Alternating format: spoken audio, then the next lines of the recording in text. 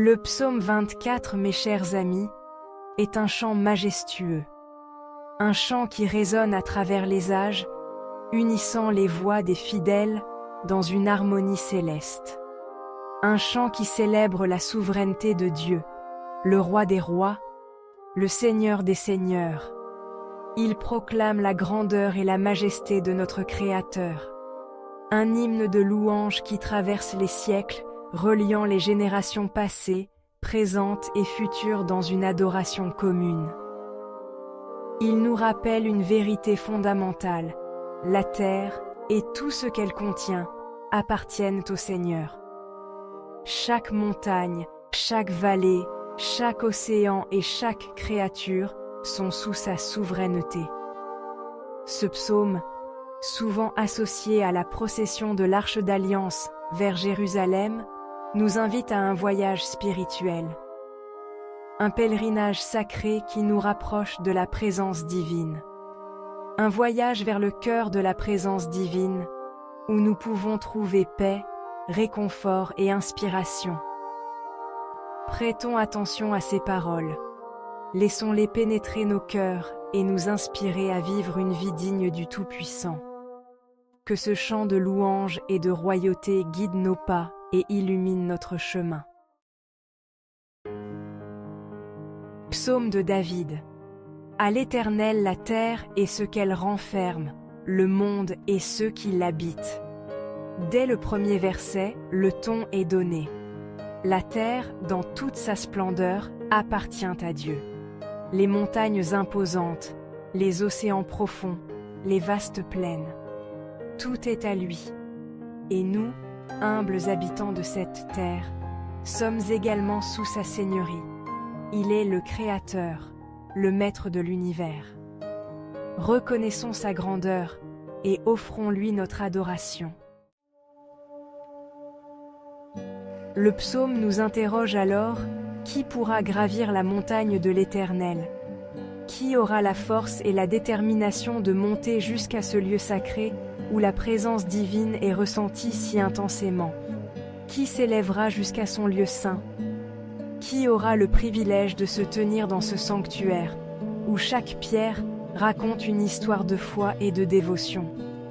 Une question qui nous invite à l'introspection. Nous devons nous demander si nous sommes prêts, si notre cœur est en paix et notre esprit en harmonie.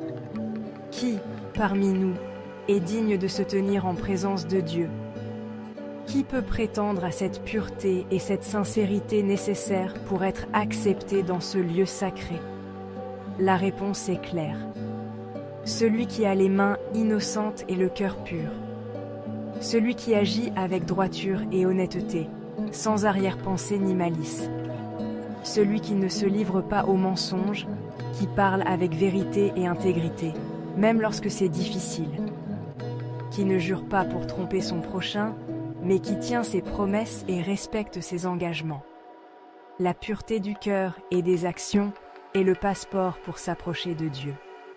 C'est par nos actes de bonté, notre sincérité et notre dévouement que nous pouvons espérer être dignes de ce privilège.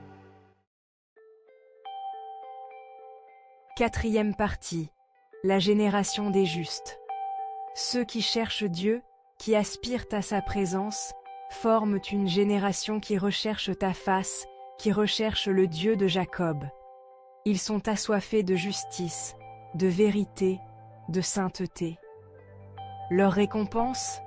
La bénédiction divine, la vie éternelle. Car Dieu n'abandonne jamais ceux qui le cherchent d'un cœur sincère. Cinquième partie, le roi de gloire. S'avance. Le ton change alors. Le psalmiste annonce l'arrivée triomphante du roi de gloire. Portes, élevez vos linteaux. Élevez-vous, portes éternelles. Qui est ce roi puissant qui mérite un tel accueil? Que le roi de gloire fasse son entrée. Le Seigneur, fort et puissant, le Seigneur, puissant à la guerre. Sixième partie. Portes éternelles, levez vos linteaux. L'invitation retentit de nouveau avec encore plus de force, portes, élevez vos linteaux. Élevez-vous, portes éternelles. L'attente est palpable, l'excitation monte. Le roi de gloire s'apprête à faire son entrée. Que le roi de gloire fasse son entrée. La réponse est immédiate, pleine d'admiration et d'espoir. Car ce roi n'est autre que le Seigneur des armées, le roi de gloire. 7e partie. Vivre en présence de Dieu.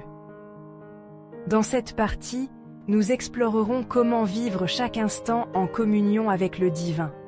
Le psaume 24 nous rappelle que la terre appartient à Dieu et que seuls ceux qui ont le cœur pur peuvent se tenir en sa présence.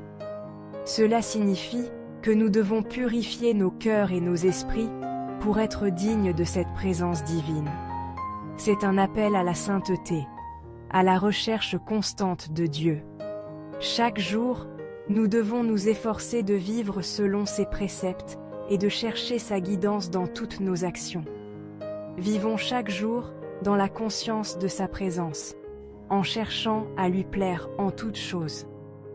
Que ce soit dans nos pensées, nos paroles ou nos actions, faisons tout pour honorer Dieu. Partageons ce message d'espoir et de joie avec le monde entier. En répandant l'amour et la lumière de Dieu, nous pouvons inspirer les autres à faire de même. N'hésitez pas à aimer, partager et vous abonner pour répandre la parole de Dieu. Ensemble, nous pouvons toucher plus de vie et apporter plus de paix et de bonheur dans le monde. Amen.